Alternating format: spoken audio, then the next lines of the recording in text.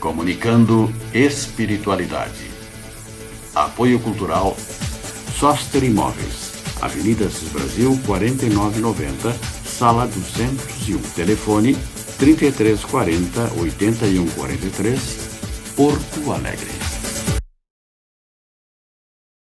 Comunicando espiritualidade. O nosso programa dos nossos domingos. Professor Odimar, por favor. É um prazer imenso estarmos aqui novamente e certamente nós optamos por uma questão extremamente significativa. No programa passado nós abordamos a temática do suicídio.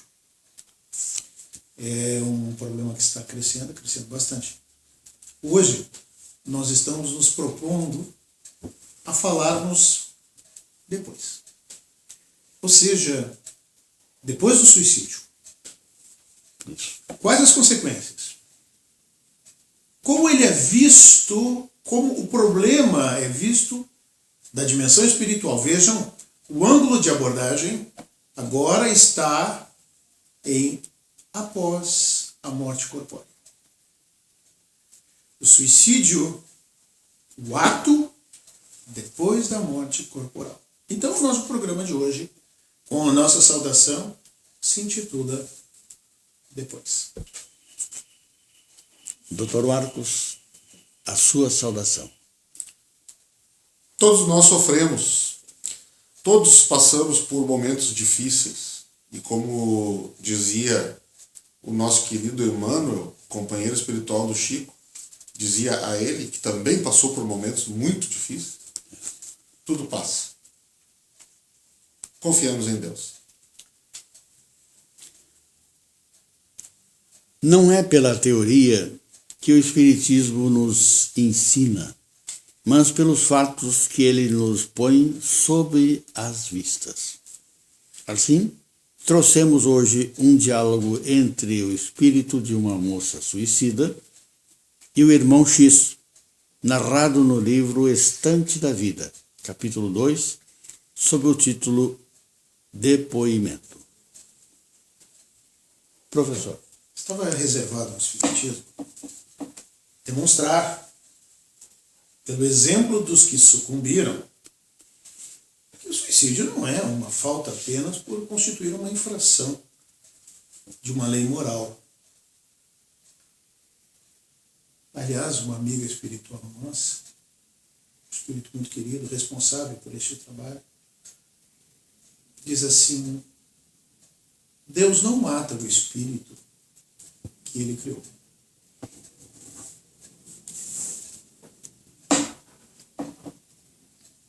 E essa consideração de infração a uma lei moral, ela muitas vezes, para alguns indivíduos, tem pouco peso. Agora, o suicídio é um ato estúpido, porque nada ganha quem pratica o suicídio. Olhem, Deus não mata o espírito que ele criou. E a grande surpresa é que o indivíduo se descobre vivo após o fato ter se concretizado e tendo que arcar com todas estas consequências. Então, hoje, nós trouxemos um fato. Trouxemos para cá um fato. Esse fato, ele parte do trabalho psicográfico de Chico Xavier.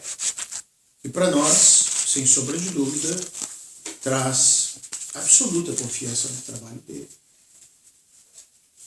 E ele é descrito num livro intitulado Estante da Vida, de autoria do irmão X, capítulo 2 deste livro, que é um depoimento.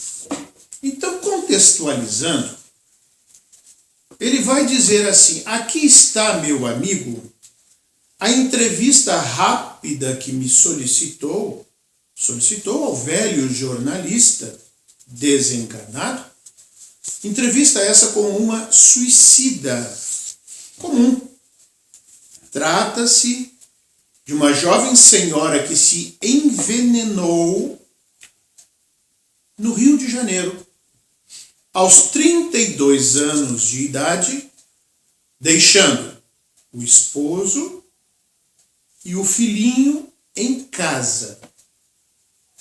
Não era pessoa de cultura excepcional, do ponto de vista do cérebro, mas caracterizava-se na Terra por nobres qualidades morais.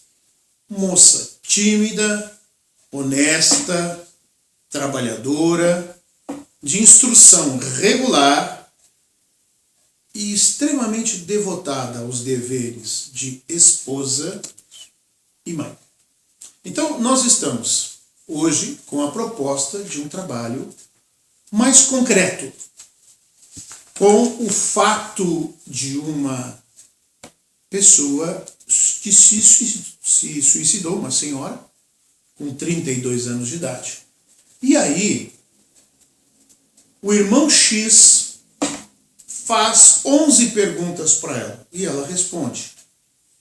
E nós vamos tentar explorar isso. Então eu já de imediato passo a primeira pergunta, professor. A irmã possuía alguma fé religiosa que lhe desse convicção na vida depois da morte? Porque as religiões, elas são quase que unânimes, digamos assim, as filosofias, a grande maioria também, em condenar o suicídio. A pergunta é, esta moça, ou senhora, esta mulher com 32 anos de idade, ela tinha alguma fé religiosa? Seguia a resposta à fé religiosa, como acontece a muita gente. Olha a religião aí do faz de conta. Que acompanha os outros no jeito de crer, na mesma situação com que se atende aos caprichos da moda. Não, vou à igreja só em casamento. Não? Para ser sincera, esta senhora não admitia fosse encontrar a vida no mundo espiritual, ou seja, depois da morte. Tão cheia de problemas, ou talvez mais cheia de problemas, diz o entrevistador, do que a minha existência no mundo. Professor. Doutor Marcos, por favor, quando sobreveio a morte do corpo, ficou inconsciente ou consciente? Bom, a nossa irmã respondeu. Não conseguia sequer mover um dedo. Por motivos que ainda não sei explicar, permaneci completamente lúcida e por muito tempo. Aí nós vemos então que ela continuou ligada ao corpo físico, mas se sentindo presa, sem poder se mover. Consciente. E consciente. Então, foi feita uma nova pergunta, para ela. Quais as suas primeiras impressões ao verificar-se desencarnada? O que você sentiu por primeiro, quando viu que estava fora do corpo físico? Ela respondeu: ao lado de terríveis sofrimentos, um remorso indefinível tomou conta de mim.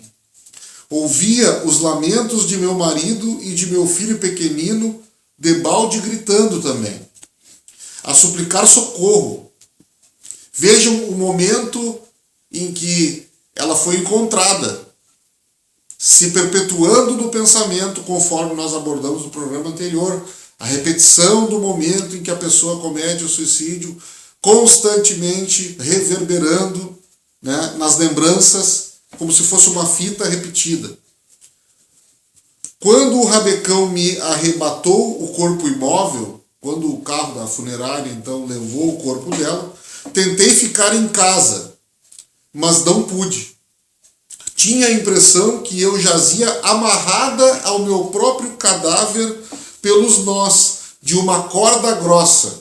Veja aí o elo que nós falávamos também no programa passado, o elo que nos une que une o espírito ao corpo físico, o famoso cordão de prata, não é? Que nós temos ali aquela energia conforme a carga de uma bateria para nós vivermos aquela quantidade de anos que estamos programados para viver. E enquanto essa carga não se terminar, essa pessoa que cometeu o suicídio vai ficar ligada ao corpo físico. Sentia em mim um fenômeno de repercussão que não sei definir. Todos aqueles baques do corpo no veículo em correria, ela sentindo o corpo batendo dentro do veículo, do carro fúnebre. Chorava de enlouquecer. Depois de poucas horas, notei que alguém me carregava para a mesa de exame. Vi-me desnuda de chofre e tremi de vergonha.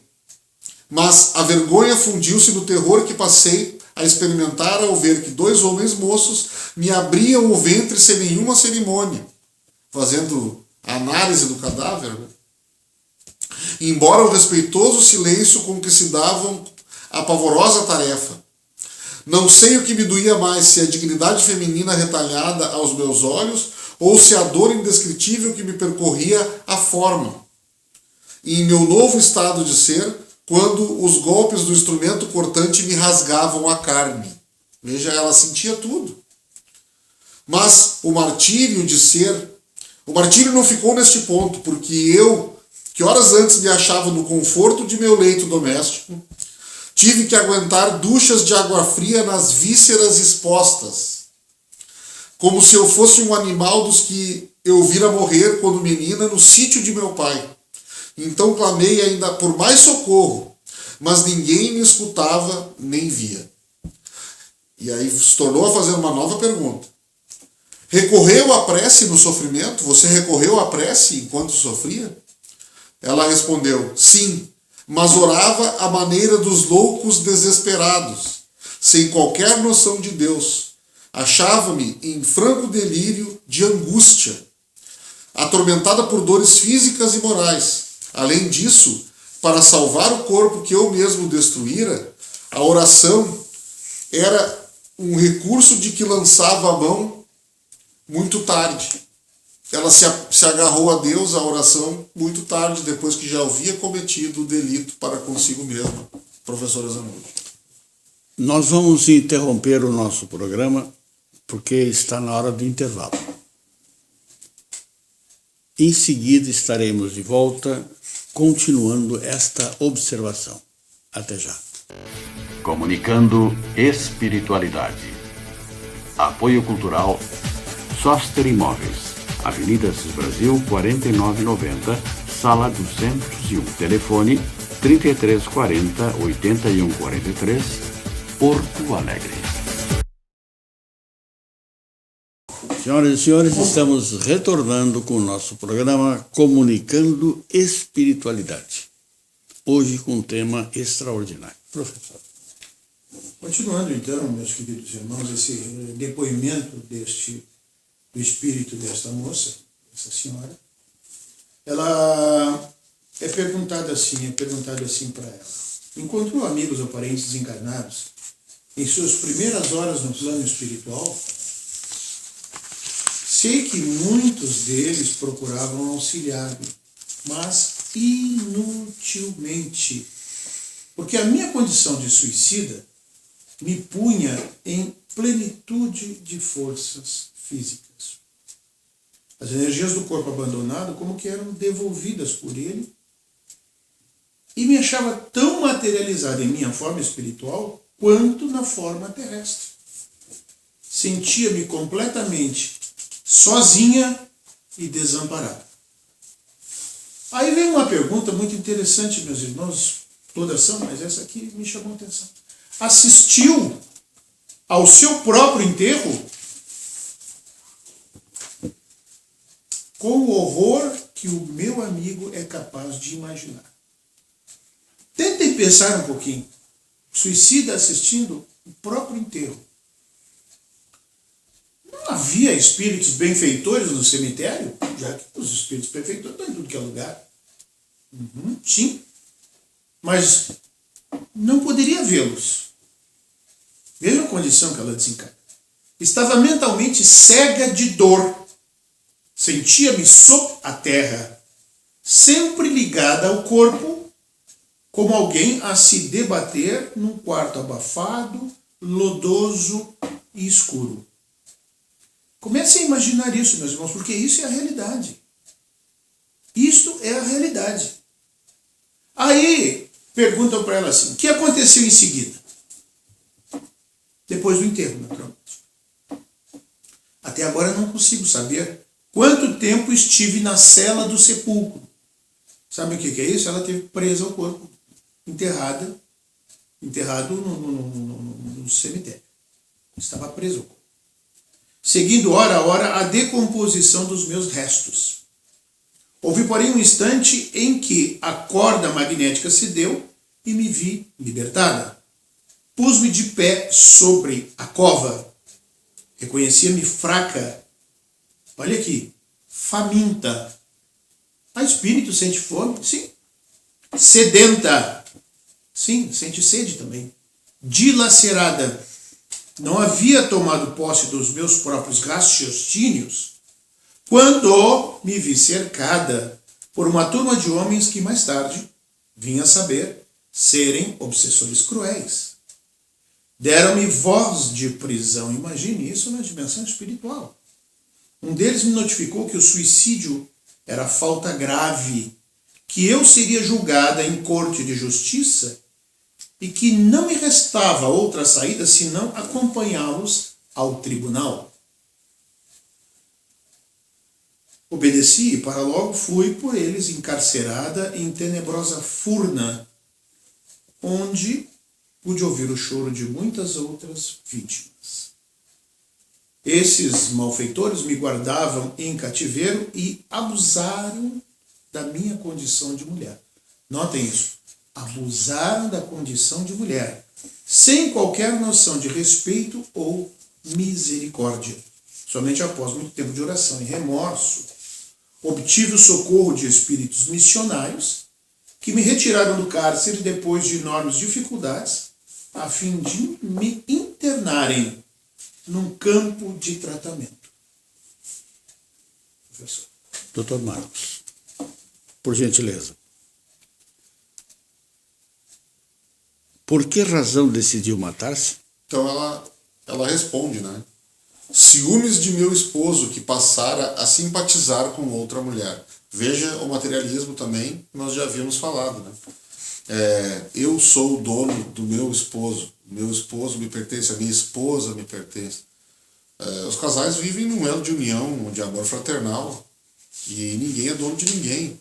Se aquela pessoa resolveu sair de sua vida, é doloroso. No entanto,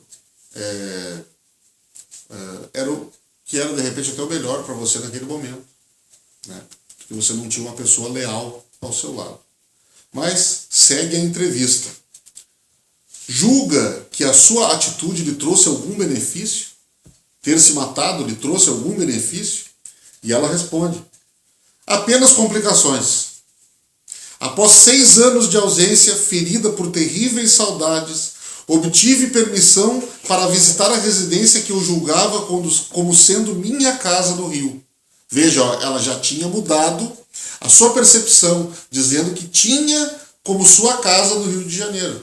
Porque nós temos espíritos que aparecem aqui na nossa casa espírita para receberem atendimento, que estão ligados à sua residência há mais de 100 anos, dizendo que aquela casa é deles. Tremenda surpresa, continua ela.